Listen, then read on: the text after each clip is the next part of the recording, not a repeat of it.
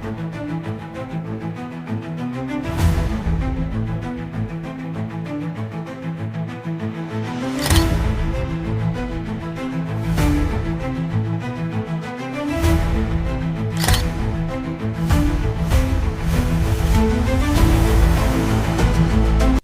సంవత్సరాలుగా ఒకే చోట పనిచేస్తూ కలిసి భోజనం చేస్తున్నటువంటి వ్యక్తులే ఇవాళ దీపు చంద్రదాసుని చంపి బట్టలు విప్పేసి చెట్టుకు కట్టి కాల్చి మరీ చంపారు.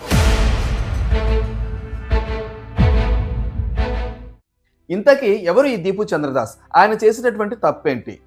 బంగ్లాదేశ్లో జరుగుతున్నటువంటి అల్లర్లకు ఎవరు కారణం? ఈ వీడియోలో మనం తెలుసుకుందాము. అంతకంటే ముందు సబ్స్క్రైబ్ చేసుకోండి. టాపిక్లోకి వెళ్తే దీపు చంద్రదాస్ చేసినటువంటి తప్పేంటంటే అందరు దేవుళ్ళు ఒకటే అని చెప్పడం. నిజంగా ఈ స్టేట్మెంటే దీపు చంద్రదాస్ యొక్క జీవితాన్ని నాశనం చేసింది. తనతో పాటు పనిచేస్తున్నటువంటి వ్యక్తులే, ఎన్నో సంవత్సరాలుగా స్నేహంగా ఉన్నటువంటి వ్యక్తులే ఆ మాటను జీర్ణించుకోలేక దీపుని చంపి బట్టలు విప్పేసి చెట్టు కట్టి కాల్చేశారు. ఇంత జరిగితే అక్కడ ఉన్నటువంటి ప్రభుత్వం ఏం చేస్తుంది? పోలీసులు ఏం చేస్తున్నారు? దీని గురించి తెలుసుకుందాం. బంగ్లాదేశ్లో ఎప్పుడు నిలకడ లేని ప్రభుత్వమే ఉంటుంది.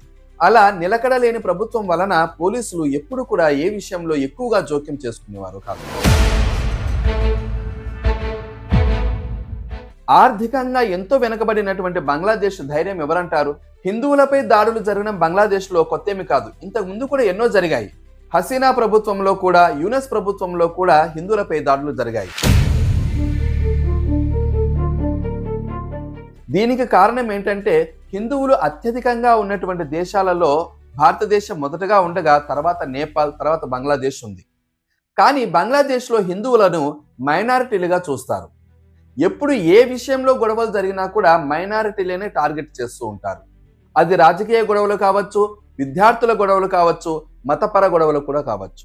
టార్గెట్ మైనారిటీలుగా ఉన్నటువంటి హిందువులు. ఈ సంఘటన మీద భారతదేశం ఎలా రియాక్ట్ అవుతుందో వేచి చూడాలి. తినడానికి బియ్యాన్ని అడుక్కునేటువంటి దేశానికి అంత ఉంటే ఆ దేశానికి బియ్యాన్ని సరఫరా చేస్తున్నటువంటి మన దేశానికి ఎంత ఉండాలి?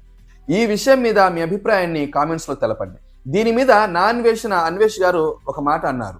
భారతదేశంలో 7 సిస్టర్స్ గా పిలువబడుతున్నటువంటి రాష్ట్రాలు అరుణాచల్ ప్రదేశ్, అస్సాంలకు వెళ్ళేటువంటి దారి చాలా చిన్నదిగా ఉంటుంది. ఈ సమయంలో భారతదేశం బంగ్లాదేశ్ పైన యుద్ధం చేసి ఆ చిన్న దారి, అంటే దానిని చికెన్ నెక్ అని పిలుస్తారు, ఆ చిన్న దారిని పెద్దగా చేసుకునేటువంటి అవకాశం వచ్చింది. మరి భారతదేశం ఏం చేస్తుందో చూడాలి. కానీ ఎప్పుడు కూడా భారతదేశం మొదటగా యుద్ధం చేయలేదు. ఎవరైనా చేస్తే దానికి కౌంటర్ గా యుద్ధం చేసిందే కానీ మొదటగా ఎప్పుడు యుద్ధం చేయలేదని చెప్పుకొచ్చారు. ఈ విషయం మీద మీ అభిప్రాయాన్ని కామెంట్స్ లో చెప్పండి. అలాగే ఈ వీడియో మీకు నచ్చితే లైక్ చేయండి, సబ్స్క్రైబ్ మర్చిపోకండి. సర్వే జన సుఖినో భవంతు. జై హింద్.